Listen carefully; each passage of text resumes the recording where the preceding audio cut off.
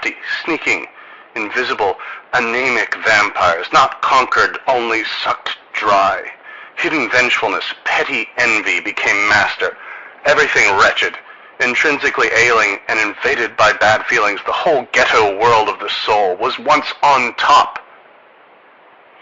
One needs but read any of the Christian agitators, for example, St. Augustine, in order to realize, in order to smell what filthy fellows came to the top. It would be an error, however, to assume that there was any lack of understanding in the leaders of the Christian movement. But they were clever to the point of holiness, these fathers of the church. What they lacked was something quite different. Nature neglected, perhaps forgot, to give them even the most modest endowment of respectable, of upright, of cleanly instincts. Between ourselves, they are not even men. If Islam despises Christianity, it has the thousandfold right to do so. Islam at least assumes that it is dealing with men. Christianity destroyed for us the whole harvest of ancient civilization, and later it also destroyed for us the whole harvest of Mohammedan civilization.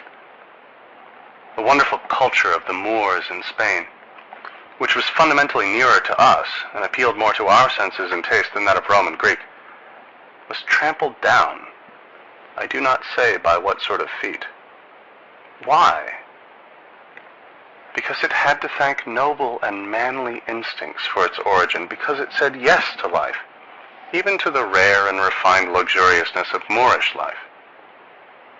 The Crusaders later made war on something before which it would have been more fitting for them to have groveled in the dust, a civilization beside which even that of our 19th century seems very poor and very senile.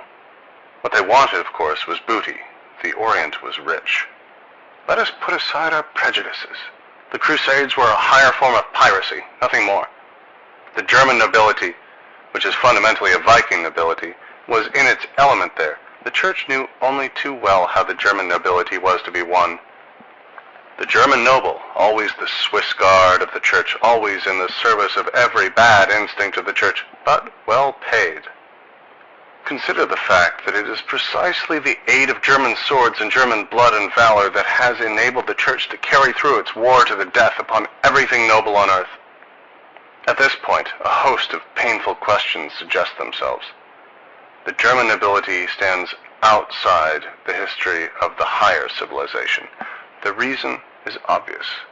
Christianity, alcohol, the two great means of corruption.